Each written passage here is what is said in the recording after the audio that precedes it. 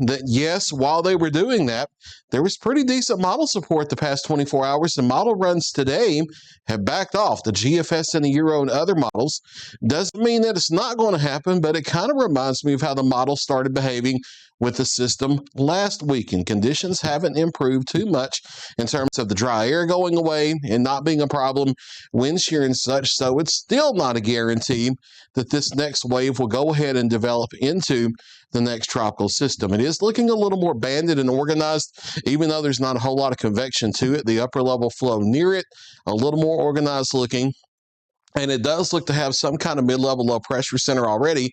So the early stages of this trying to go, yeah, it's looking favorable in that sense. And then as it gets a little farther west, if it holds some convection long enough, could develop a low-level circulation and get going. However, the wave that we were watching last week that we were pretty sure that was going to become Tropical Storm Gabrielle, that had up to a 90% chance of development, it started out like this early on, and then it got out into this dry air in the central Atlantic, and it poofed. It evaporated in that dry air. So a lot of things we'll have to watch in the coming days. There is definitely the potential for this to develop. However, it's not a guarantee. Even if it was to develop, it's way far out there. You see, this is the west coast of Africa here. It's out in the far eastern Atlantic right now, so we're not talking about this being any type of threat to the United States for well more than a week, even if it ever becomes a threat at all to the United States. And that's a very low probability,